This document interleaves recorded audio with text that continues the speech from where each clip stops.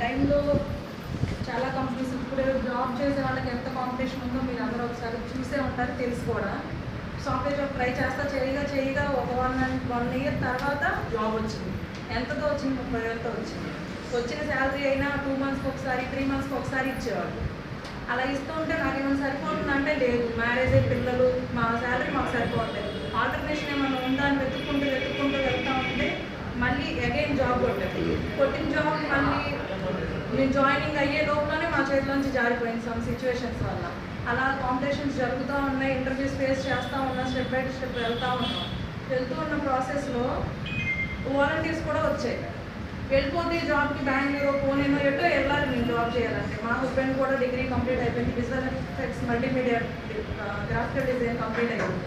ఇద్దరం వెళ్ళిపోతే మళ్ళీ తిరిగి రాము. ఉన్నన్ని రోజులు జాబ్ ట్రైల్స్ వేస్తూ వాలంటీర్ కూడా టేకప్ చేద్దామని చేశాం.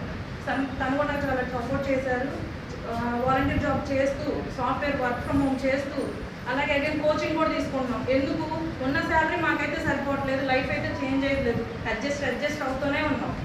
సో ఇది ఏదైనా చేంజ్ అయిద్దా, ఆల్టర్నేషన్ ఏమైనా దొరికిద్దా, ఈ జాబ్లో ఇంకేమైనా మేము హెచ్చు చేసుకొని ముందుకెళ్తే, ఒక స్టెప్ వేస్తే ఇంకేమైనా కోర్స్ తీసుకుంటే బాగుండిద్ది అని శాలరీ ఏదైతే వర్క్ ఫ్రమ్ హోమ్లో చేస్తున్నామో కోచింగ్స్ కడుతున్నాం.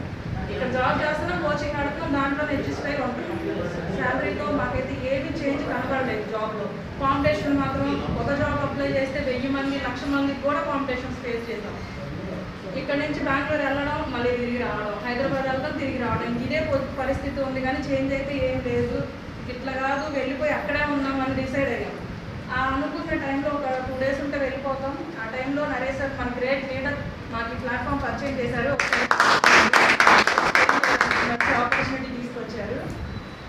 నైట్ 8:30 అప్పుడు చెప్పారు. అప్పుడు దాకా నేను ఒక సేల్స్ అనుకునేదాన్ని అంతే. జస్ట్ ఇందులో ఒక సేల్స్ చేయాలి, మనకు ఎంత శాలరీ ఇస్తారు, అంతకంటే ఏముండదేమోలే అనుకునేదాన్ని. ఎప్పుడైతే సార్ ప్లాన్ చెప్పారో నాకు 100% మారిపోయింది నెట్వర్క్ మార్కెటింగ్ మీద. ఇట్లాంటి ఒక జెన్యూన్ ట్రస్టెడ్ కంపెనీ ఉండేదని సార్ మాటలతోనే అర్థమైపోయింది. నెక్స్ట్ డేనే నేను సుబ్బయ్య శెట్టి సార్ మీటింగ్కి వెళ్ళాను. ఎక్కడ వర్క్ చేస్తున్నాం, ఎంత జాబ్ చేసినా, ఎన్నాళ్ళు చేసినా ఒకళ్ళ కింద పని చేయాలి, శాలరీ ఉండింది, నెక్స్ట్ మినిట్ మనకేం ఉండదు, ఆ జాబ్ వదిలేస్తే ఇంకేం ఉండదు. కానీ ఒక బిజినెస్ వెస్టేజ్ లాంటి జెన్యూన్ కంపెనీలో ఉంటే మాత్రమే మనకి లైఫ్ ఉండిద్దని నేను ట్రస్ట్ చేశాను. ఆ మీటింగ్లో చేసిన వెంటనే జాయిన్ అయ్యాను. జాయిన్ అయిన ప్రాసెస్లో ఇది నేను కొత్త ఫీల్డ్ కాబట్టి కొంచెం రిజెక్షన్స్ ఎక్కువ వచ్చినాయి. అయినా గట్టిగా నిలబడి చేస్తే ఇప్పుడు 5 monthsలో బ్రాంచ్ అయ్యాను. నా ఒక్కదాని కష్టం అయితే కాదు, నా ఫ్యామిలీ 100% సపోర్ట్ చేసింది. నడిపించబట్టే ముందు దాకా ఇక్కడ దాకా వచ్చాను. నా గట్టిగా డెసిషన్ అయితే నేను తీసుకున్నాను, కానీ దాన్ని నడిపించింది మాత్రం సార్ వాళ్ళిద్దరు, నరేష్ సార్ గారు. అసలు ఆ మోటివేషన్ ఇవ్వకపోతే ముందు దాకా వచ్చేదాన్ని కాదు. ఏ ఇంటర్వ్యూకి వెళ్ళినా, ఎక్కడికి వెళ్ళినా నన్ను ఇంట్లో ఎవరో ఒకరు తీసుకెళ్ళాలి, తీసుకురావాలి. నేను చేస్తానంటే అడ్డు ఎప్పుడైతే చెప్పలేదు, కానీ తీసుకొస్తా సేఫ్టీగా చూసుకునేవాడు. ఇప్పుడు కూడా నాకు ఒక ఫ్యామిలీ మెంబర్స్ లాగా.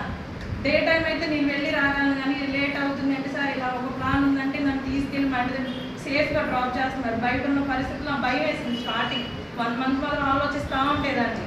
అవార్డ్ ఫంక్షన్స్ విజయవాడలో జరుగుతున్నా కానీ నేను వెళ్ళలేదు. వెళ్ళాలి అంత దూరం, ఎవరో తెలియని పర్సన్స్ అని నేను ఆలోచించి వెళ్ళలేదు.